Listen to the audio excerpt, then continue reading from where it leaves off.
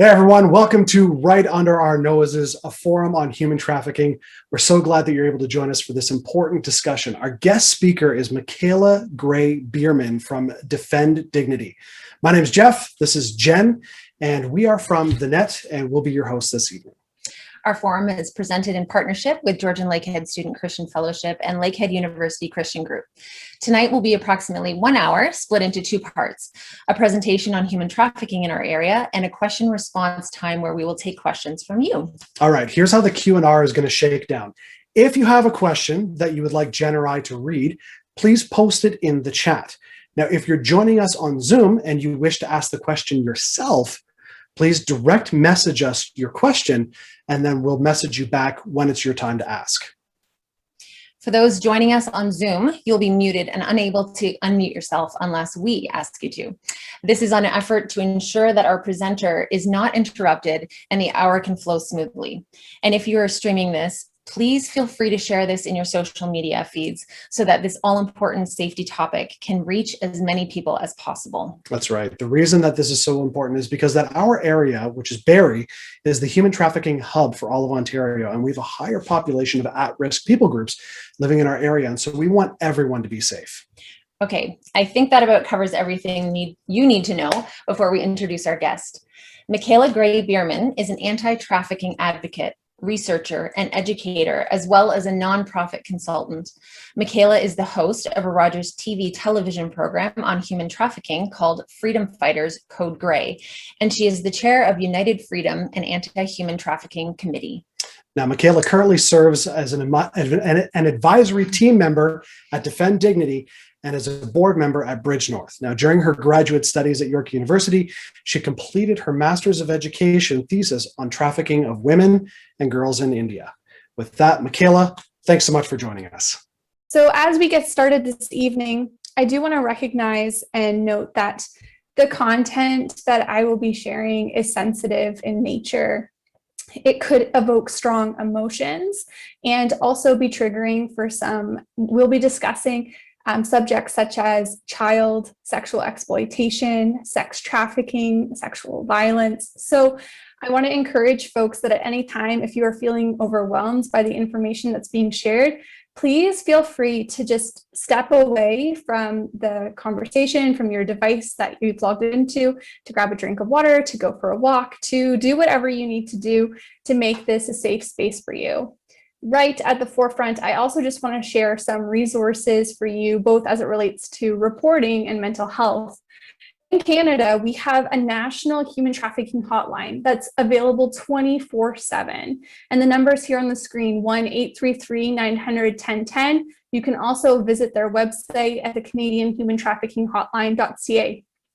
So if you or someone that you know is in a situation of trafficking, you can call this number for information and support or to provide a tip as it relates to a potential trafficking situation. There's also a list of resources on the side that I'll be sharing throughout the presentation today regarding online exploitation in particular, as well as pornography. Mental health resources, as you can see from the screen, there are a number available here in Ontario. I was really excited to learn about Mind Beacon and Bounce Back. These are mental health initiatives funded by the Government of Ontario where you could access free cognitive behavior therapy to assist with anxiety, depression, and other mental health conditions. But additionally, there's different helplines that are accessible throughout Ontario. There's ConnexOntario, Good to Talk, Kids Help Phone, Hope for Wellness Helpline, and Talk for Healing. I'd encourage folks to just take a picture of this, take a screenshot in case after our conversation today, you're feeling like you need to debrief with a professional counselor or just take care of potentially any mental health challenges that you're experiencing. There's a myth that forced labor is something of the past and that it doesn't exist today. However, that's untrue, as the International Labor Organization indicates that over 40 million people are in forced labor on any given day globally. The majority of people who are trafficked for various purposes are women and girls. And as you can see on this slide, 70% of all different types of trafficking impact women and girls. But when we look at sex trafficking in particular and sexual exploitation, that number skyrockets to a mind-boggling 99% of the people impacted by sex trafficking are women and girls. We also often think about trafficking as something that's happening in other countries and other places, but not recognizing that it's in our backyard. And as was referenced in the introductory remarks today, Barrie has double the national trafficking rate and is a hotspot for trafficking. It is happening here.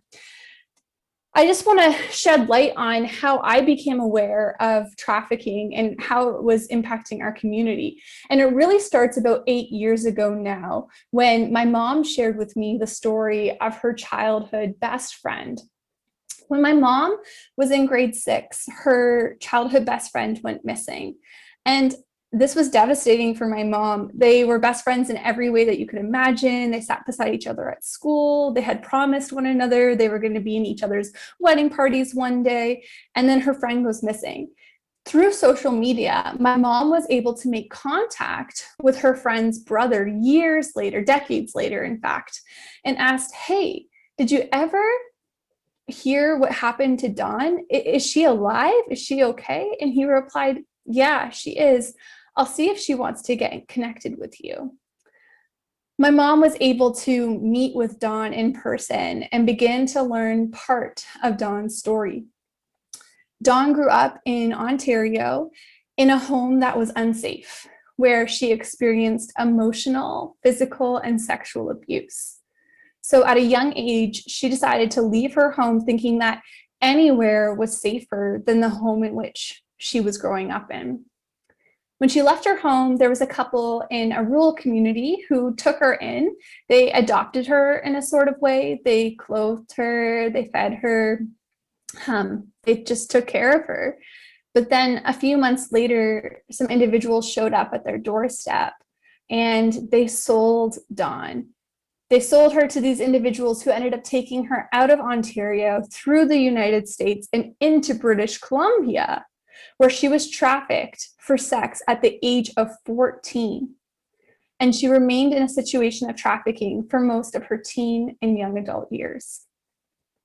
When I heard Dawn's story, my heart absolutely broke, and it still hurts my heart to share. And I began to ask questions like, does this still happen in Canada? Was this a one-time tragic situation, or is it still ongoing? And if it is ongoing, what is being done to stand up against this injustice and to prevent others from experiencing the type of exploitation that Dawn faced? And so that was really the starting point for me to conduct research and get involved in local committees and efforts to do advocacy work in this area of human trafficking. So you might be wondering, okay, well, what exactly is human trafficking? Before we get into that, I just want to provide a quick overview of where we're going today.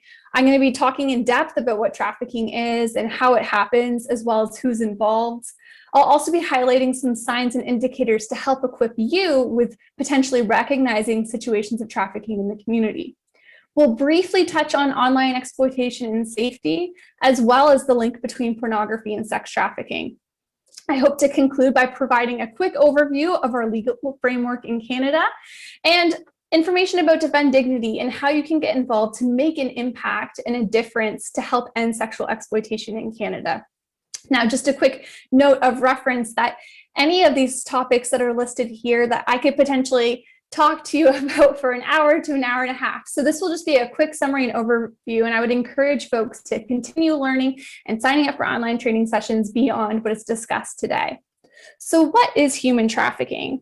Well, human trafficking is the recruitment, transportation, transferring, harboring, or receipt of people through force, fraud, or deception with the aim of exploiting them for profit. We know that men, women, and children from all different backgrounds can be trafficked. And we also know that this crime takes place in every single country in the world. A helpful way to break down what trafficking is and what it entails is looking at it from this lens. In order for trafficking to happen, there needs to be an act, a means, and a purpose. So a trafficker must commit one of the following acts: recruit, transport, transfer, harbor, receipt, give or receive benefit, and exercise control. This means that the trafficker needs to use one of more of the following means: violence, threat of violence, coercion, abduction, fraud, deception, abuse of power or position of vulnerability. And then there's a purpose for that exploitation, and it needs to fall under one of these: sexual exploitation, forced labor, slavery, servitude, organ removal, forced labor, or services. So for example, a trafficker may recruit someone and then through a threat of violence, force them into a situation of forced labor. Now, as outlined in the previous slide, there are many different types of trafficking, and actually there's a lot of competing definitions about what trafficking is and what it is not. And sometimes you'll see different lists of types of trafficking in different spaces, but for the purposes of today, I've outlined 6. Forced labor is when someone is forced to work with pay or little pay in unfavorable conditions. And we actually had a situation of forced labor here in Barrie, where individuals from Mexico were being exploited in the hospitality industry. Sexual exploitation is the most common form of trafficking, and this type of trafficking takes place in massage parlors, strip clubs, Airbnbs, hotels, motels, escort services, as well as different street areas. Crime and petty crime is when someone is forced into situations where they are required to potentially beg or deal drugs or move drugs in different ways, and they're being forced to do so by a trafficker. Now, you might see organ removal and wonder what that means. And typically, trafficking for the purposes of forced organ removal happens in developing countries and impoverished communities where an individual who's in a low socioeconomic condition is preyed upon to provide their organ, and then that organ is sold on the black market. And why we should be aware of this as Canadians is that often Canadians and Americans are the ones who are driving the demand for this type of exploitation by purchasing these organs on the black market. Domestic servitude is when someone's trafficked within the realm of domestic service, such as helping in a household or nannying. And then we also see trafficking through forced marriage.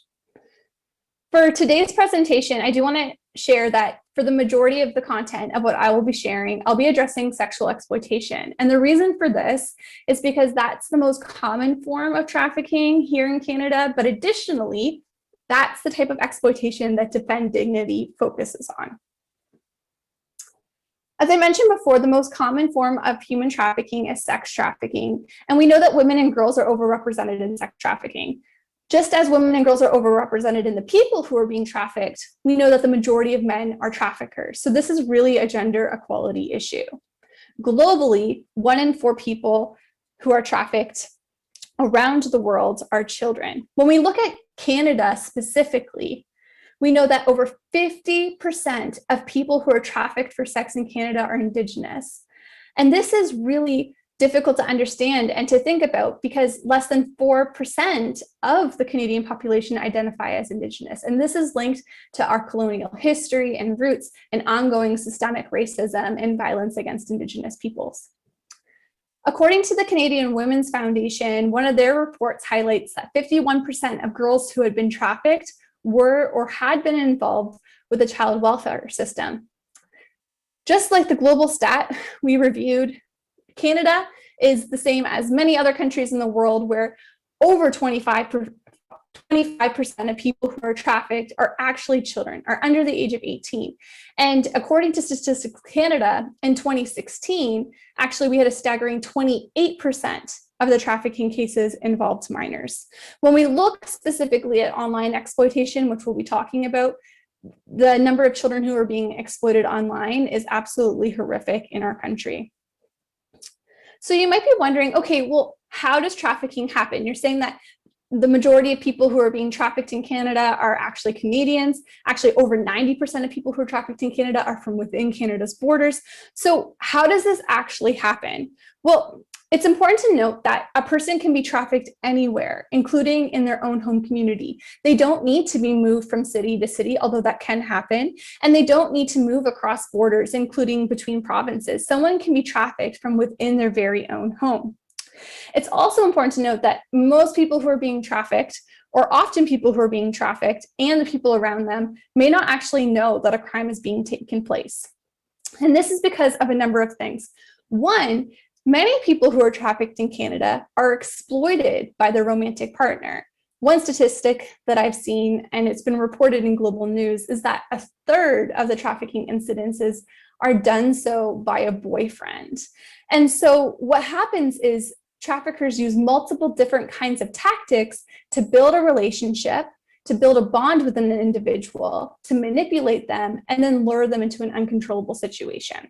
So this can be done through something called love bombing, where a trafficker provides gifts, trips, drugs, alcohol, possibly nail and tanning salon sessions, and provides them with the material things to demonstrate that this person loves them.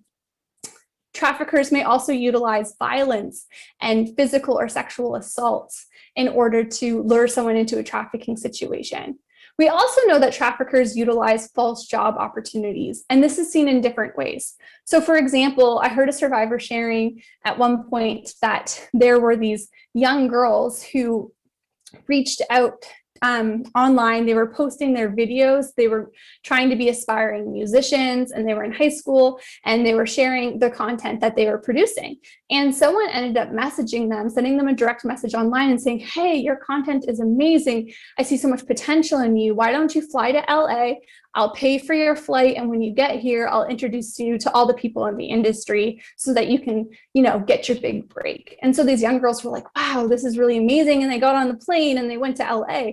And when they met this individual, that person, this trafficker, took them to a hotel where they were physically and sexually abused and then trafficked for sexual exploitation until there was police intervention and they were able to exit that situation. But additionally, I've heard from survivors situations where they were promised to come to Canada, for example, to work as potentially a nanny or to work in a restaurant or to help with cleaning services. And then they're forced when they get here to work in a parlor or a strip club. And they are, their passports and documents are confiscated. So they're forced in the situation of exploitation. Trafficking can also happen through abduction. Now, here in Canada, it's important to note that that can happen, although it's more likely that the trafficker is someone that the trafficked person knows. Now, this slide here, some of you might be familiar with this image because it is from the Maslow's hierarchy of needs. Traffickers identify and target a person's vulnerabilities to gain trust and form a bond. They are expert psychological manipulators.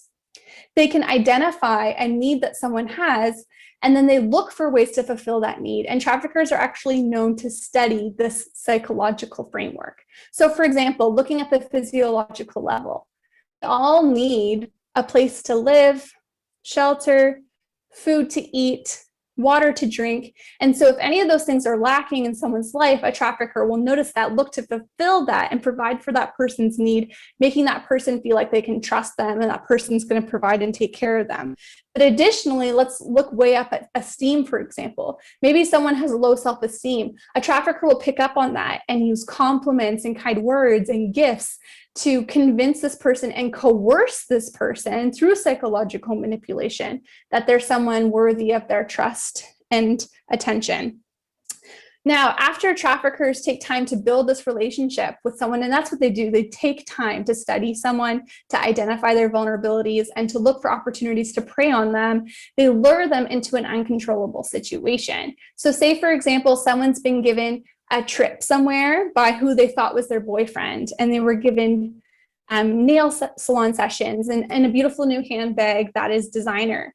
And then their boyfriend comes to them one day and says, hey, I've given all this to you, and now I'm in a financial difficult situation and you owe me. You need to help repay me for all of these things that I've given you by doing X, Y, and Z. And that's where someone can be forced into a situation, in particular, of sexual exploitation.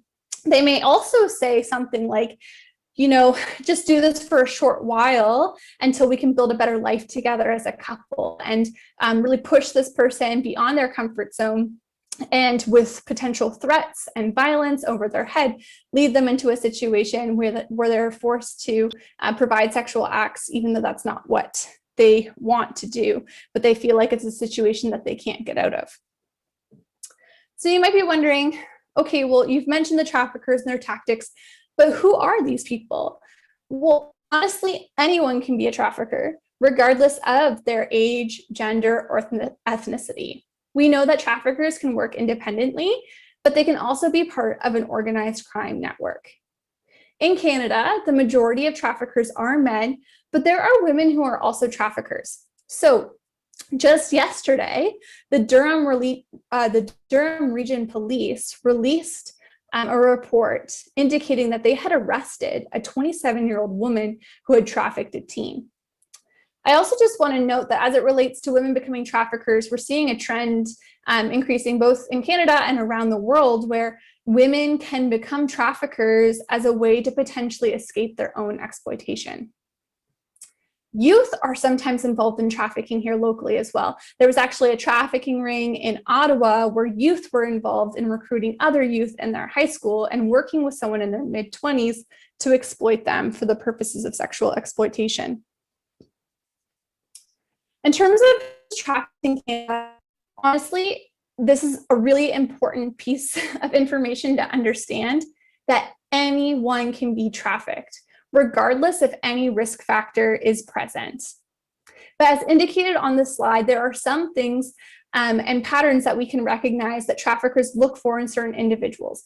As I already mentioned, Indigenous women and girls are overrepresented in trafficking, and women and girls in particular are overrepresented in sex trafficking. But that being said, it's important to note that men and boys can be trafficked and are trafficked in Canada and locally. Traffickers look for individuals who are experiencing marginalization, youth who are experiencing homelessness, individuals who are struggling with substance use, migrant workers, newcomers to Canada, individuals who identify as LGBTQ2S, people with mental health challenges, people with different abilities, youth who struggle with self-esteem, bullying, discrimination, poverty, abuse, isolation, and or other social or family issues. Now, as you can see from this list, it's robust. And I know when I just reflect on my own life, and particular my experience as a young person and as a youth in high school, there's a number of these vulnerabilities that I actually struggled with. So it's important for us to note that although these are various things that could make an individual vulnerable to being trafficked, that anyone can be trafficked, and that traffickers are expert psychological manipulators looking for opportunities to prey on people in their various situations. I want to take some time to highlight some warning signs that can potentially help identify trafficking situations. Now, it's important before I go into this to note that not just one of these signs or a combination of these signs necessarily mean that someone's being trafficked, but this can still be a helpful tool to help recognize and potentially identify trafficking situations. And so the signs that I've provided today and that I'm sharing have been retrieved from the Canadian Centre to End Human Trafficking. And they shared that warning signs can include if someone's being controlled by others, so they're being driven to locations and they're being escorted at all times, if they're being controlled and watched by others, and having someone speak for them in public. So for example, that could look like someone going to a hotel. And if you're working at that hotel, there's an individual who won't make eye contact with you and who won't speak to you. And there's another individual speaking on their behalf, even when you ask them questions. Another warning sign could be an individual that doesn't have a passport or other forms of identification in their possession. And the reason for that is because the trafficker, in some cases, obtains all of an individual's personal possessions. Another warning sign could be that someone does not have control of their own money or cell phone, and they may have more than one cell phone in their possession. There's more warning signs that we can look at, and this includes not being familiar with the neighborhood they live or work in, being moved frequently, someone who might just claim to be new or just visiting. Another sign is that they're not allowed to contact family or friends. So maybe a friend says to you, hey, I'm not allowed to talk to you anymore. Could be a warning sign. Lying about age or false ID, providing scripted or rehearsed answers to casual questions, and may be in possession of excess cash outside their financial means and hotel keys. So for example, in terms of excess cash, but that could also look like new material possessions, like a fancy purse or things like that that wasn't identified before.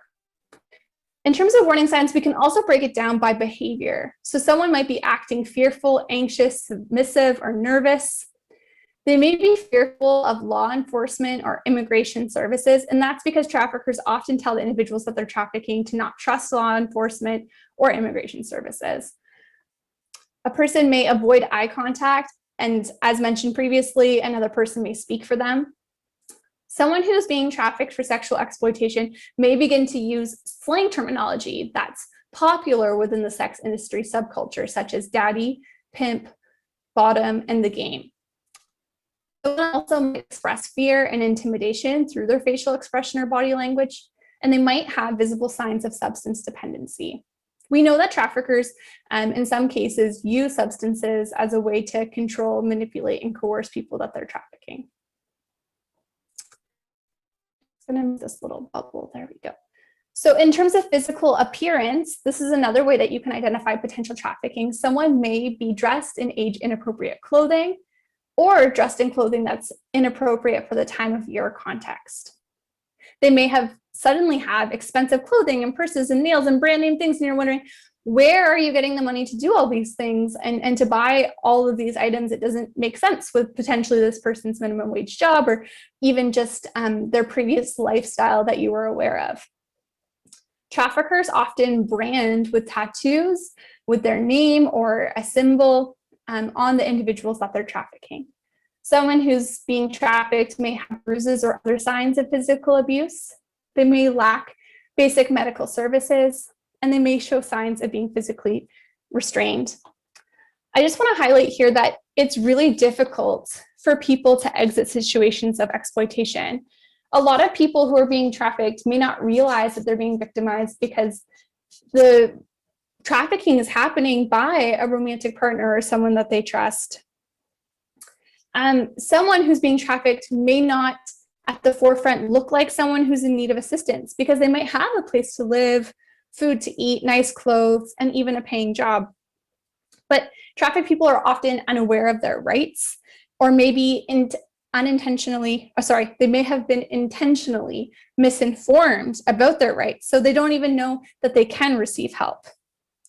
Lots of times people who are being trafficked feel alone and isolated and like they've got nowhere else to turn. And sometimes they fear for their own safety, but also the safety of their loved ones, because the trafficker might say, I'm going to hurt your sibling or your parents, or I know where this person lives, and if you don't do what I say, I'm going to carry out my threats against them. They may also feel like they have a debt that they have to pay back, and that's a reason that can make it really difficult to leave. And additionally, we know that traffickers, because of the psychological manipulation that they invoke, it can cause a lot of psychological trauma, including PTSD, anxiety, and depression, but also a trauma bond can be formed, which can make it really difficult to exit that relationship. So I'm going to switch gears a little bit and highlight, once the slide turns to next, here we go, to discuss online exploitation. Increasingly in Canada, online exploitation is of significant concern.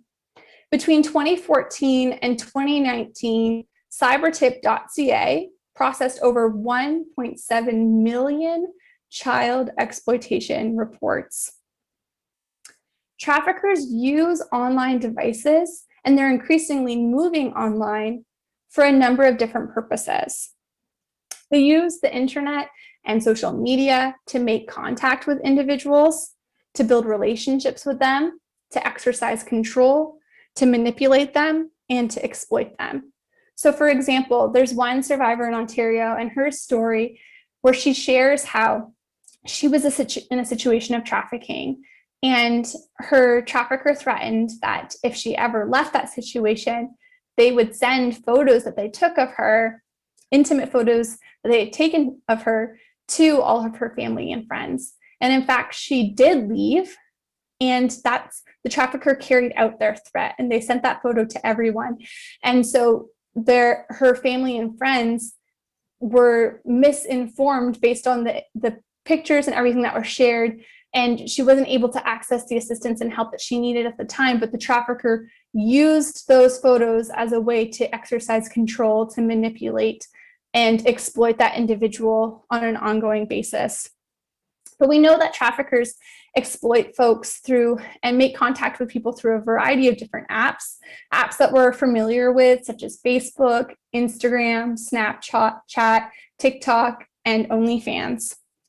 And traffickers, just like how they're looking for vulnerabilities in people that they meet in person, they're also looking for vulnerabilities that people disclose and share online.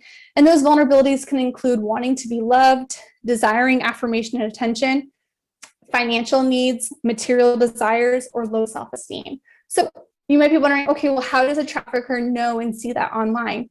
Well, just as an example, perhaps someone is feeling uncomfortable about their body image and a bit insecure, and they decide to go on a fitness journey, and they post sharing, new year, new me. I really want to take, my health seriously this year, and I'm excited to transform my body. A trafficker might see that and then make contact with that individual to say, you know what, you are beautiful the way that you are, but I think what you're doing is so courageous and great, and I want to cheer you along on the way. Or for example, someone might post online, oh, my parents grounded me. I'm not allowed to do anything. Life is so unfair. And then a trafficker sees that situation, writes to that person and goes, oh, yeah, that's terrible. You should be able to do what you want. You should be able to make your own choices. That is really unfair. And then in that moment, they're offering affirmation. They are helping that person to feel seen. And that's just a way that they make contact and try to build that aspect of trust in order to eventually lure them into a situation of exploitation. Increasingly, we know part of online exploitation includes discussing intimate images, and young Canadians are being pressured to send intimate photos and share videos to friends, peers, and people that they meet online. Discussing intimate images always reminds me of a video that I watched from A21, which is a global anti-trafficking agency. And in this video, there's a young boy, and this is based on a true story, who meets someone through a video game. And so through video games, traffickers are also looking to make contact and prey upon children.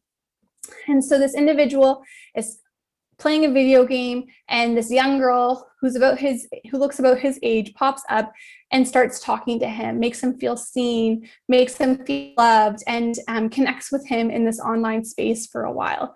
Eventually, she pressures him and asks him to send an intimate video of himself, which he does. When she later asks for more content, he doesn't feel comfortable.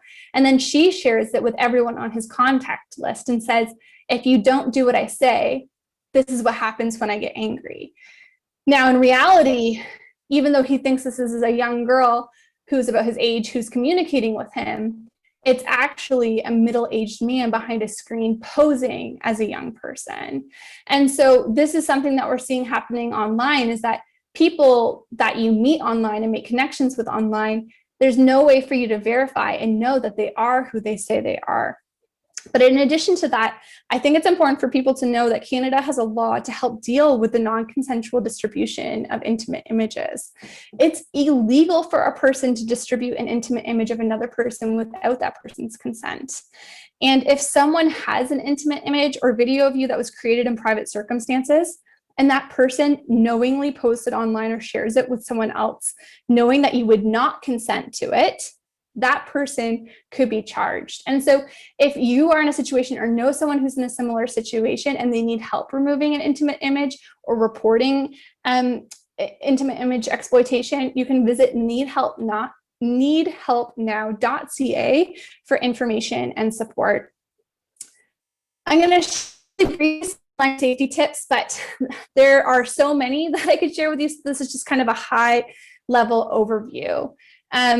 Even though it's so difficult, because this online space that we are in, we can, see people and learn about their interests and realize we have things in common with people from all over the world. And so we want to make those connections and make those friendships. But a best practice, as difficult as it may be, is to only add people to your social media channels that you know offline. I would also encourage folks to use caution when sharing any content. And what I mean by that is there is a trend of oversharing. And so just like I mentioned how that person was sharing how they were upset with their parents for being grounded, or maybe someone saying, oh, like I'm struggling to get out of debt from university, or whatever it is that they're sharing, individuals are looking for that content. So you want to be really cognizant of what you're putting out in that online space that other people might be reading and seeing. It's also important to block or report unknown accounts, or if someone messages you and says something that you feel uncomfortable, to report them and block them. It's really encouraged to not meet up in person with people that you meet online. But if you meet someone online and you feel like after months or whatever, and you feel like they're a trusted friend and you want to meet them, only do so if you have a trusted adult or a trusted friend who is an adult present with you and some sort of safety contingency plan. Online, it's encouraged to not share any personal information that includes your full name, your address. Even sharing photos of places that you frequently visit is discouraged. You can implement strong privacy settings. All of the apps have a vast array of privacy settings, and they're increasingly, thankfully. And so if you just Googled, for example, Snapchat privacy settings, you would see what your different options are to help keep you safer online. There's also parental controls if you're a parent that you can implement. Different technology, I think of Bark.us. Bark Technologies has some great parental controls to help monitor what your kids are doing and seeing online. But additionally, if you are a parent, I would just say it's so important to continue to educate yourself about the online world, but also to engage in ongoing conversations with your kids about online safety. So not just a one-time conversation, but to continue discussing with them so that if they're in a situation where they've been exposed to content online that they didn't want to see, or that they've been connected to someone that is a stranger, that they know that they can come to you and access resources and support instead of hiding in shame. Cybertip.ca is the Canadian organization that allows for the reporting of incidences of child online exploitation, but also they have a plethora of resources that are really helpful to addressing this problem. I want to quickly just highlight the link between porn and sex trafficking, because porn can sometimes be used as the recorded evidence of sex trafficking, but we also know from research that porn directly fuels the demand for exploitation and sex trafficking. There's also a lot of research that highlights how the porn industry fuels misogynistic, racist, and various ideas that contribute to the marginalization and oppression of women and girls. And so just some facts about pornography and its connection to sex trafficking, and just the issue of pornography today, which could be a whole other topic in conversation. But we know nowadays that most young people are exposed to pornography by the age of 13, and that there are significant impacts and harms that can happen physiologically, socially, emotionally, relationally. And so we need to be able to address those things, because exposure to porn actually impacts the wiring of our brains. 40% of young adults we know come across porn daily or weekly without even seeking it out. And it's important to address this because we know that trafficking is happening within these spaces. In one survey, 63% of children under 18 who were trafficked for sex said they had been advertised or sold online. Of children in the United States who had been trafficked and forced into porn, the average age they began being filmed was at 12 years old. We know that porn sites like Pornhub profit from videos of sexual exploitation, sex trafficking, rape, and child abuse. And we also know that increasingly pornography is sexually violent and cruel. And so, as I mentioned, that most people are exposed at the age of 13. Half of young people come across it daily or weekly. So we know the level of exposure is really high. So if you're wondering, I'm struggling with pornography and compulsive porn use, what can I do about it to address this? I would encourage folks in a couple of ways. One, there's an app you can download called Fortify. And through Fortify, you can be connected with a community of folks online to help provide you with resources and to keep you accountable and to assist you as you work towards addressing compulsive porn use in your life. But additionally, there's a website called fightthenewdrug.org. And through fightthenewdrug.org, there's a lot of information, research, blogs, and just even documentaries to help shed light on this issue and provide you with resources and support if that's something that you need to address in your life. I would also encourage you, if you are struggling with compulsive porn use, to share and confide in a trusted friend and create some type of support and accountability network. Because if you want to help address sex trafficking in the community, as one researcher and advocate, Kevin Wilcox, says, stop watching porn. That is one thing that you can do immediately to help reduce trafficking. I want to highlight, before I get into what Defend Dignity is and how you can tangibly get involved, just our legal framework here in Canada, because it's important to address this, because Defend Dignity has an advocacy arm and is really involved in the legislation that's happening in Canada to ensure that the dignity of men, women, and children are being uplifted through our laws. And so in Canada right now, we have something called the Protection of Communities and Exploited Person Act. And so what that means is that PSEPA treats prostitution as a form of sexual exploitation, noting that it disproportionately impacts women and girls. And this law seeks to protect those who sell their own sexual services, protect communities, especially children, from the harms caused by prostitution, and reduce the demand for the purchase and sale of sex and its incidents.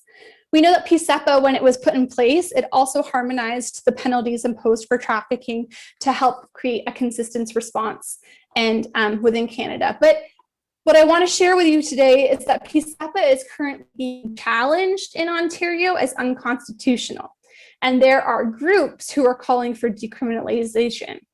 What's being misconstrued is that there is a misconception that people currently being impacted by the sex industry are being criminalized, which is actually untrue. Under our current laws, it's those who are purchasing sexual services, they're criminalized, as well as third parties, so like traffickers or brothel owners, they're criminalized. But if we moved away from PSEPA and decriminalization came into place, purchasers would no longer be penalized, which research shows would actually increase sex trafficking in Canada, because it's known that wherever the sex industry flourishes globally, sex trafficking also increases. So it's important to keep PSEPA in place. And there's a number of ways that you can get involved to advocate for our current legislation and help ensure the protection of vulnerable women and children. I wanted to say more on this, but I know we're tight on time, so maybe for another time. But in terms of who Defend Dignity is, Defend Dignity exists to end all forms of sexual exploitation in Canada. Under Defend Dignity's definition, commercial sexual exploitation includes pornography, strip clubs, escorts, massage parlors, and the purchase of sex. All involve the selling of sexual services which undermine the dignity of women, men, and children and are detrimental to a healthy society. And Defend Dignity works towards ending sexual exploitation through aid, awareness, and advocacy. They actually have a survivor support fund, and there's nothing like this other than what Defend Dignity has, where survivors from across Canada can apply for funds to help them with various needs in their healing journey. There's a really practical way that people can get involved this evening to help end sexual exploitation in Canada. So I'm going to share a quick 1-minute video with you about our ongoing 2021 Choose Change campaign. Today's pornography is violent, misogynistic, and degrading. Choose Change exists to reduce the ease of access to sexually violent images and videos in Canada. For our new Choose Change campaign, we're asking 6 organizations to do more to keep Canadians young and old safe. We're asking TELUS to filter out pornography at the ISP level. This already exists in the UK. We're asking Etsy to remove child sex dolls and incest-themed items from their website. We're asking Clique Hotels to remove pornography from their video-on-demand room service. We're asking Instagram to do more to protect their young users from sexual exploitation. And we're asking Visa and MasterCard to stop processing payments for sexually exploitive porn sites. But we need your help to make this happen. With just one click from our website, you can email all 6 companies at once asking them to choose change. To help us take action, visit choosechangecanada.org. over the years, Choose Change has focused on 16 different organizations, and people like you have helped us make thousands of contacts with these organizations, and there's been several victories. So for example, we know that organizations have actually changed their practices to address pornography, such as McDonald's, Tim Hortons, Manitoba Southeast Library, The Keg, and Boston Pizza. And we've been able to have things to address our concerns with other libraries across Canada, the Edmonton International Airport, and recently Instagram and TikTok. And so we have had email conversations with Tech Savvy, Fairmont Hotels and Visa, and we hope that we can have more victories with your help. So be sure to visit choosechange.org, and with one click of a button, you can send an email to all these companies addressing your concerns. There's also a number of ways that you can get involved that are listed on our website. And so I would encourage folks to go to defenddignity.ca/get involved. There are templates where you just simply add your email address and add your name that will send letters to your local MPs to support bills in Canada that have been brought forward to work towards the end of sexual exploitation. And let me tell you, there are so many bills on the table right now that are so important. Bills that would help prevent the exposure of pornography to children, and bills that would uphold our current legislation. So I would just encourage folks to go check out that page to submit their information and send these letters. Other ways to respond: if you are a faith-based person, I would encourage you to pray. Prayer is so impactful and so needed in this fight. Pray for those who are experiencing trafficking and for their freedom. Pray for those who are healing from exploitation. Pray for organizations and those who are at the front lines doing this work, and pray and ask God to convict those who are traffickers and purchasers of sex. For those who are interested, a great testimony of someone's life who's been transformed, who was a former trafficker and now seeks to help people in difficult situations, is Donald Bouchard. So you can check that out on YouTube. But you could also hold a fundraiser or donate funds towards the work that Defend Dignity is undertaking, and learn. This is a great way for you just to continue to grow in your understanding of the topic. You can take free online courses at helptraffickpersons.org. There's a free 12-hour course you can take about trafficking through CAMH. There's a trauma-informed human trafficking course. It's 2.5 hours. That's great that you can take. And we have an upcoming event on August 19th that you could attend for you to help better understand this issue, particularly around the laws, which I didn't have a lot of chance to cover today. And lastly, you can get involved with the advocacy efforts that I've mentioned online or to volunteer.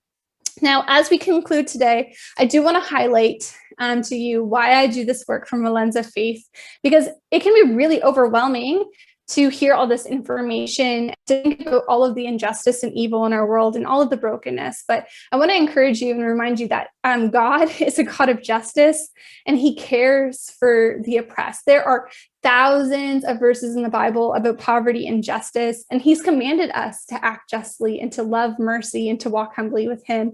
And so if you've listened today and you're feeling burdened or overwhelmed by potentially the online content or pornography that you've been exposed to, or maybe you're feeling overwhelmed by something that's happened to you or your loved one, I just want you to know that you are not alone in what you're going through. And there are people and organizations who are ready and willing to support you on your healing journey.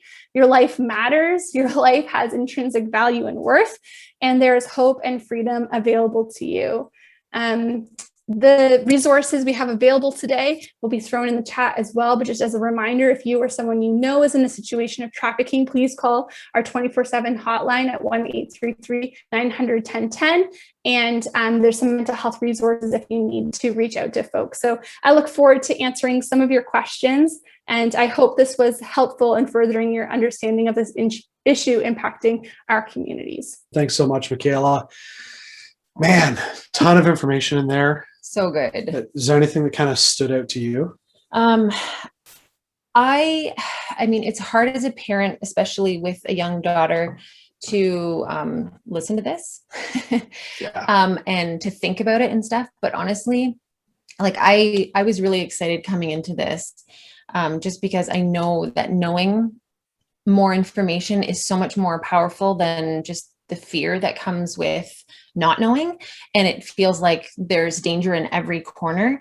I think I'm more settled in my spirit, to be honest. I feel like I'm more empowered, and I am so grateful. Thank you.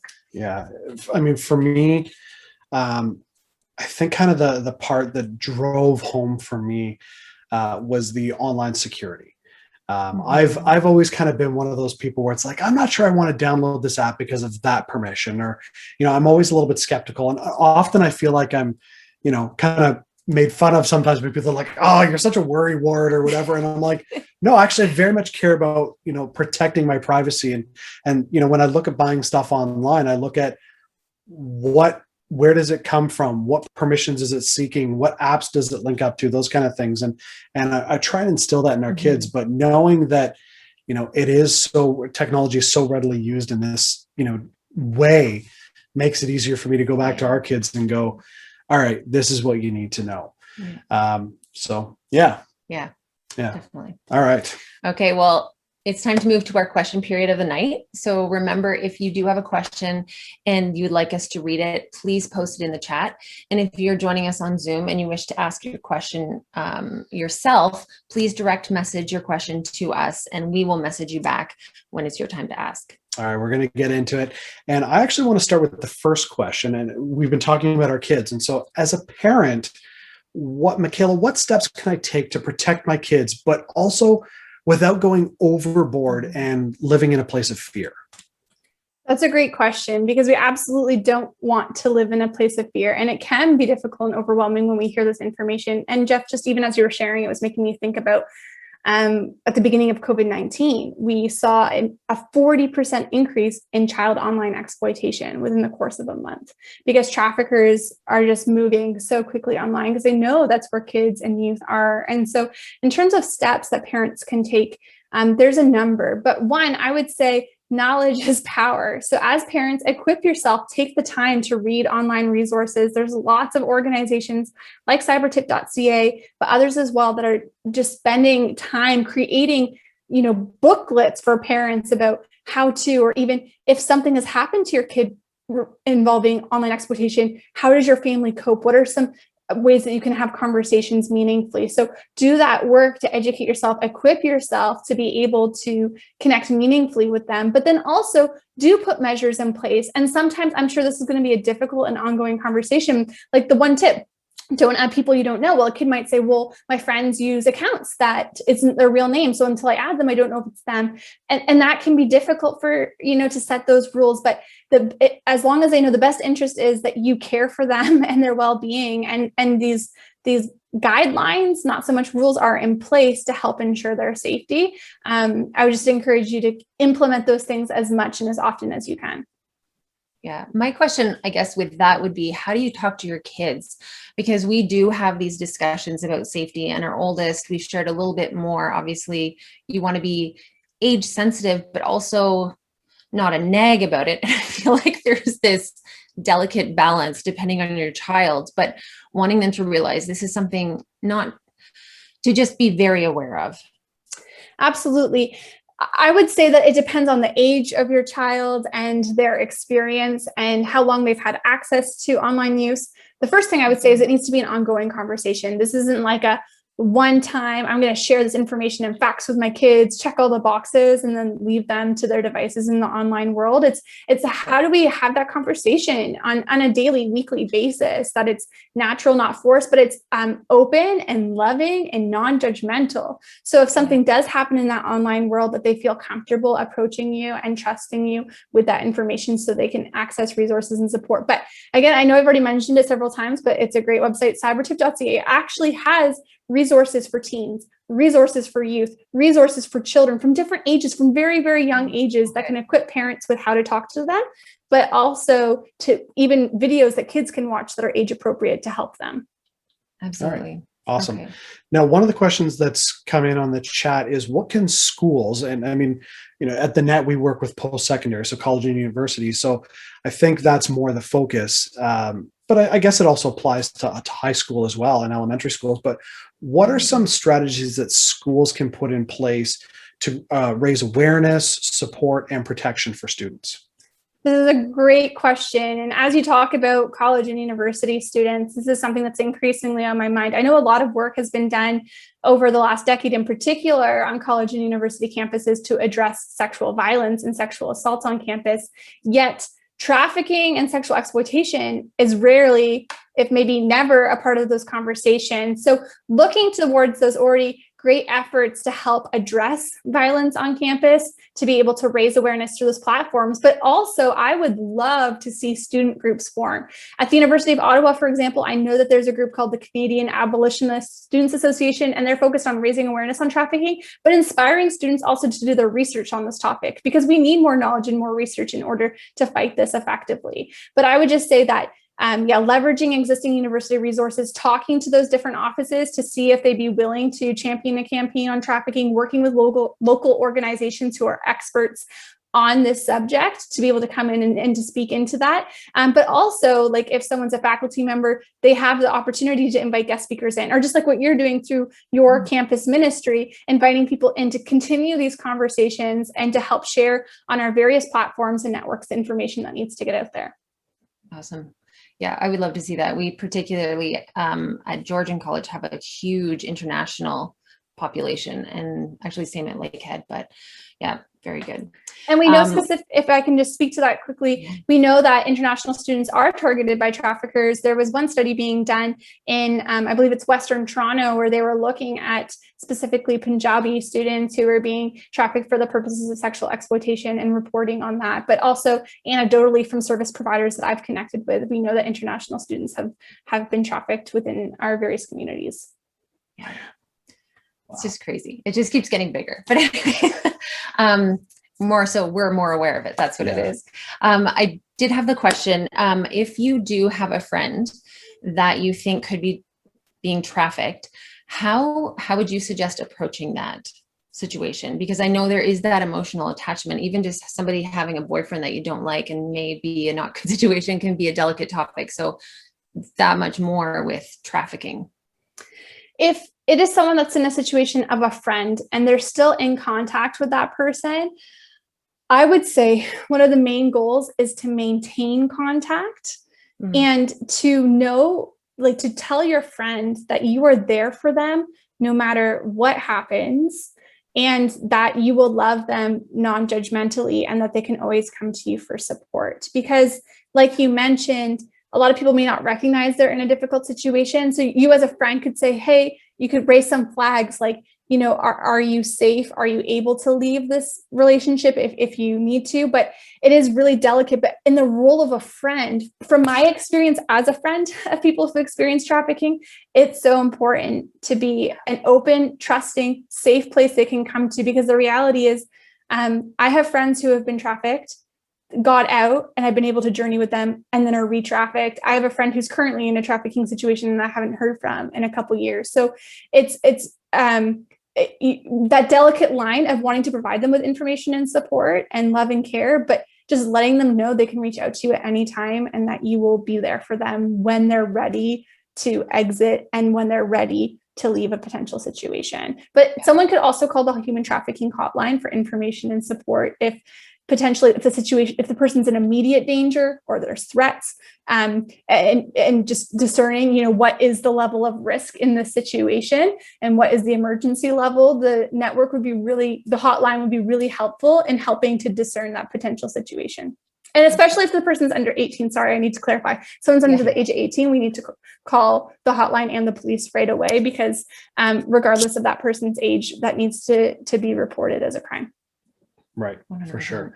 Now, we are running out of time, but one of the questions that's come in, and I think, may have stemmed from just that brief touching on international students. The question is, for those that are out of town students, and I'm guessing that applies to international, who are desperate to find a place to live for college or university, and especially in our area, like, it's absolutely ridiculous some of the prices that people are paying right now, or supply and demand. There's just not enough supply of places to live. Is there an inherent risk of trafficking when a home has cheap rent and also comes with a job working for the landlord? Yes, because one, if you're in a situation of economic need, that is a risk, that's a vulnerability that anyone has to being in a situation of exploitation. If someone is saying that you need to work for your rent, you would want to be very careful to understand your rights, to understand if there's a contract things present, and to make sure even potentially, and I'm not sure if this is something the college offers, get legal advice on like, is this a safe decision? What are my rights? As I mentioned, some people are being exploited, are misinformed about what their rights are by the person who's manipulating and exploiting them. But that does sound like a potentially precarious situation. It could be a situation that ends up being good. But we know that, for example, with the labor trafficking that happened here in Barrie a couple of years ago, it was a very similar situation where they were provided somewhere to live, but it was not a good living condition. And the individuals, their information was confiscated and they were paid very little and forced to work. So yes, that sounds like a situation where someone could be vulnerable to exploitation. Okay. Now, I want to make sure that we're clear, I guess, on, labor trafficking versus just, an unfortunate situation.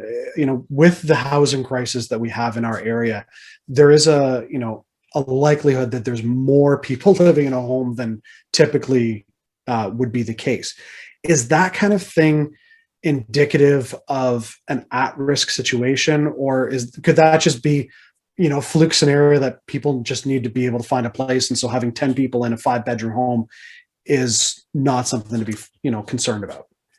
Yeah, I mean, we're in this very difficult housing context and situation. And so previously, when I was outlining the warning signs, like not one potential indicator. So even like a precarious housing situation is not necessarily a potential trafficking situation. It may be like, okay, that's something that I could pay attention to as a friend. Say if my friend was living that situation, or if the landlord was requesting strange things, to be mindful of. But in order for it to meet the trafficking threshold, there has to be an act, a means, and a purpose. And so until someone says, okay, well, you're living here and you need to clean my other apartments and I'm not going to pay you, but if you don't, I'm going to kick you out. Okay, that's exploitation. So it requires puzzle piecing in a way, just potential different warning signs and indicators, and being aware of how a situation could be used by a trafficker for trafficking purposes.